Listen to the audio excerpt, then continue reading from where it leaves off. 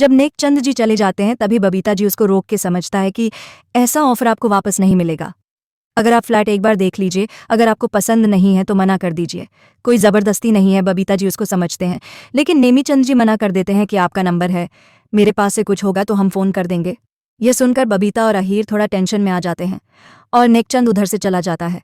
अभी अय्यर कहता कि हमारा पूरा प्लान फेल हो गया और जेठालाल का 25 लाख डूब गया। हम क्या जवाब देंगे अब? और दूसरी तरफ जेठालाल टेंशन में आ जाता है। 3 लोगों का अभी तक फ़ोन नहीं आया, क्या हुआ होगा? तभी वीडियो समझा था कि उन लोगों को बहुत टेंशन वाला काम है, टाइम लगेगा। तभी सोडी समझता है कि तुम टेंशन मत लो, मुझे लगता है अब तक तो डील फाइनल हो चुकी होगी। और दूसरी साइड बबीता और अय्यर बहुत टेंशन में होते हैं। कभी बबीता ऐसे कहती है कि हम जेठ जी को फ़ोन करके बोलते हैं हमारा प्लान फेल हो गया है। अभी अय्यर कहता है कि फ़ोन करने की ज़रूरत नहीं है, हम सीधा घर पर जाकर बोल देंगे। कभी वह लोग घर जाने के लिए निकल जाते हैं होटल से। तब अय्यर दरवाज़ा खुलता है तो देख बबीता जी छोड़ जाती है और बबीता और अय्यर देखते हैं कि नेकचंद वापस आ गया है। कभी बबीता बोलते हैं कि आप लोग, तो नेकचंद बोलता है कि अगर फ्लैट में कोई गड़बड़ी होगी तो हम लोग नहीं खरीदेंगे। कभी उसके वाइफ बोलती है कि हम लोग फ्लैट देखा तो सकते हैं ना।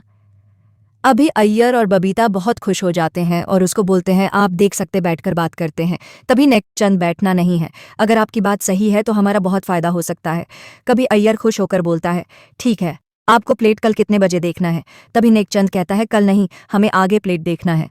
अभी अय्यर और बबीता वापस टेंशन में आ जाते हैं। तब भी अय्यर बोलता है कि आज ही देखना है फ्लैट आपको। तभी नेकचंद बोलता है कि आज ही देखना है मुझे।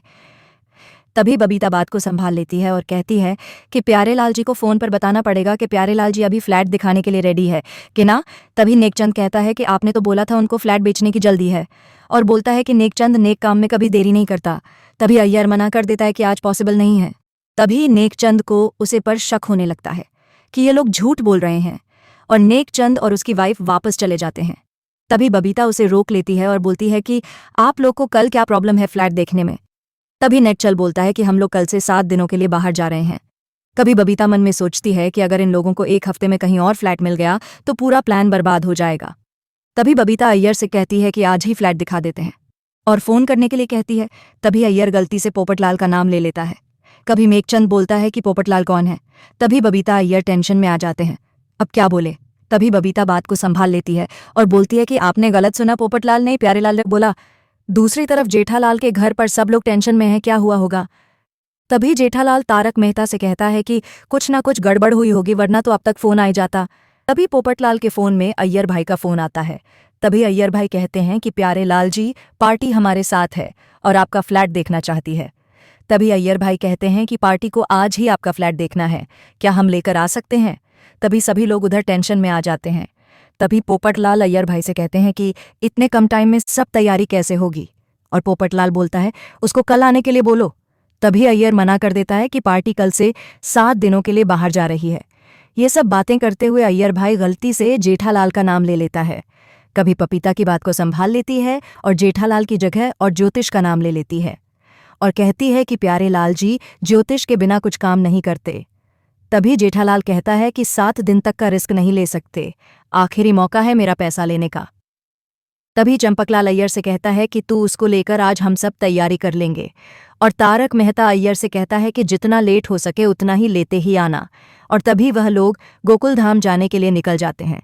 और उधर पोपटलाल को टेंशन आ जाता है कि इतनी जल्दी में पोपटलाल से प्यारेलाल कैसे बनेगा। तभी भिड़े पोपटलाल का मजाक करता है कि तुम्हें पोपट से प्यार बना है लाल, तो तुम पहले से ही हो ना। तभी सभी लोग उस गुस्से में देखते हैं। तभी वह सबको सॉरी बोलता है। कभी पोपटलाल कहता है कि मेरा होलिया के साथ साथ मेरा घर का भी होलिया बदलना पड़ेगा, इतनी जल्दी सब कुछ कैसे करेंगे? तभी सोनू बोलती है कि हम सब लोग आपके साथ चलते हैं और आपकी मदद करते हैं। और जेठालाल भगवान से प्रार्थना करते हैं कि यह मेरा प्लान पूरी तरह से सफल हो जाए। उधर सभी लोग पोपटलाल के घर में जाते हैं और उसकी हालत देखकर सब लोग चौंक जाते हैं। तभी अंजलि कहते हैं कि आपका घर में सब कुछ बिखरा पड़ा है, इतना जल्दी कैसे करेंगे? तभी रोशन सिंह सोढ़ी कहता है कि तू जल्दी से तैयार हो जा, हम ये सब कुछ कर लेंगे। तभी टप्पू सी भी पोपटलाल के घर पर आ जाती है। तभी महिला मंडल किचन में जाती है और टप्पू सी बाहर का काम संभाल लेती है। सब लोग जल्दी जल्दी पोपटलाल का घर को सही करते हैं। दूसरी तरफ भिड़े अब्दुल से कहता है कि जैसे ही बबीता जी की गाड़ी दिखे हमें फ़ोन कर देना। कभी अब्दुल कहता है कि मैं बाहर नज़र रखेगा, जैसे ही बबीता जी की गाड़ी आएंगे मैं आपको बता दूंगा।